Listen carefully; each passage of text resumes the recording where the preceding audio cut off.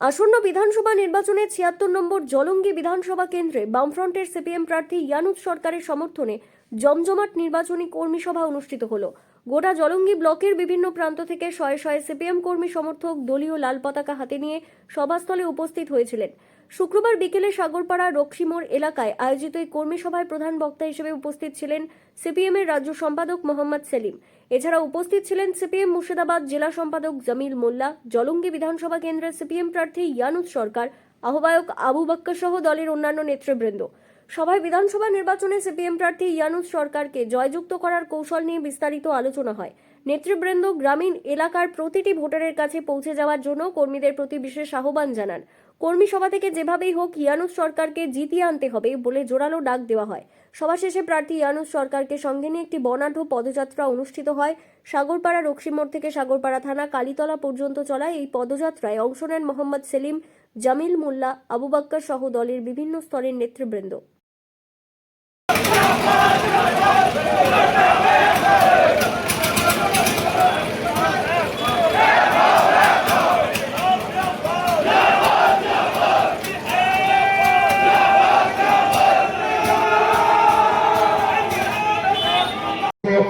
প্রচার করা হয়েছে শিক্ষাবিদ, বড় শিক্ষাবিদ, তাকে আমাদের সামনে হাজির করা হয়েছে। আমাদের সামনে শিক্ষাবিদ হাজির হয়েছে, অনেকে আমরা বলছি কেন শিক্ষাবিদের কথা বলছে? কার পাত্রে লেখা আছে রাস্তায় রাস্তায় কার জেলে বিক্ষোভ করছে, 200 টাকা দিয়ে সার্টিফিকেট আনতে যাব না, বিদেশি প্রার্থী আমরা মানবো না। এই স্লোগান যখন উঠছে তখন তারা বলছে আমাদের প্রার্থী শিক্ষাবিদ। আমি শুধু এইটুকু বলবো, শিক্ষাবিদ কিসের? শিক্ষাবিদ কাকে বলে? ব্যক্তি সম্পর্কে আমার কোনো অভিযোগ নাই। এই ভদ্রলোক বলছে আমি গতকাল এই দলে যোগ দিলাম আর আজকে আমাকে মমতা ব্যানার্জি অভিষেক ব্যানার্জি প্রার্থী ঘোষণা করেছে। কোন দলে? সকালে দলে যোগ দিল, বিকালে প্রার্থী হলো। কোন দল? তৃণমূল দল। আর যে দল সরকারে ক্ষমতায় থাকার পর 8,500 স্কুল বন্ধ করে দিল, তারপরেও সেই শিক্ষাবিদ সেই দলে যায়। কাজে সেই শিক্ষাবিদ কি আপনাদের হাত করবে। আমি আবারও সবার কাছে বলবো, আপনারা এত পরিশ্রম করছেন, আপনারা রাস্তায় নেমেছেন, আপনারা সমস্ত এলাকায় ঘুরবেন এবং জয়ের মার্জিন বাড়াবেন, সেই প্রত্যয়, সেই বিশ্বাস আছে। আমি শুধু এইটুকু বলবো যে আমার রাজ্য কমিটি এবং জেলা কমিটি যে আস্থা জ্ঞাপন করেছেন, আমি তার মর্যাদা রক্ষা করার জন্য চেষ্টা করে যাব।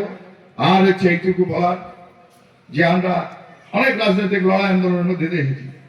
শুধু এইটুকু বলতে চাই, নির্বাচিত করলে কি করতে পারবো, হাতি ঘোড়া দিতে পারবো, সেটা চেয়ে বড় কথা হচ্ছে এই আপনাদের বিপদের পাশে, আপনাদের আপদের পাশে, আপনাদের সুখে দুঃখে আমরা এই লাল ঝান্ডার পার্টি, লাল ঝান্ডা নিয়ে থাকতে চাই।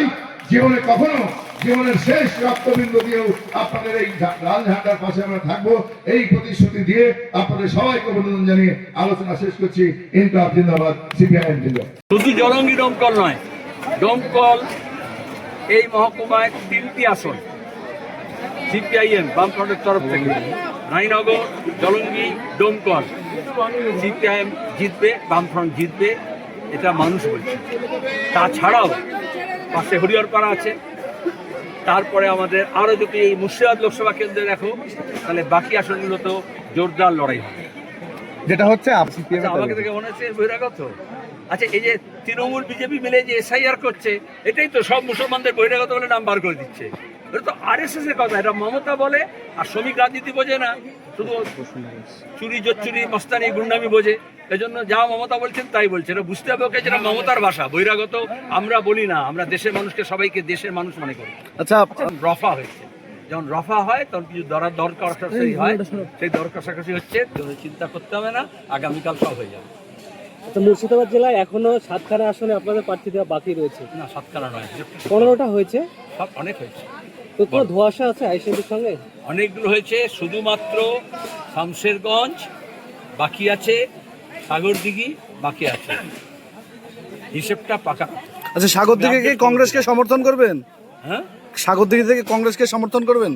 আমি কি এটা টেলিভিশনের সামনে বসে কি ক্যামেরার সামনে বসে সিদ্ধান্ত হয় নাকি? এগুলো আলাপ আলোচনা হয়। দেখি না আইএসএফের সঙ্গে কত 5 দফা আলোচনা হয়েছে, তারপরে সিদ্ধান্ত হয়। এটা বুমের সামনে হয় না, বোমার সামনে হয় না। তাহলে শোনা কি যাচ্ছিল আপনারা সদরে অর্থাৎ জেলার প্রতিটি সদরে আপনারা প্রার্থী দিবেন না, যেমন অধীর রঞ্জন চৌধুরী বহরমপুর থেকে লড়াই করতে পারেন? এটা ভুল কথা।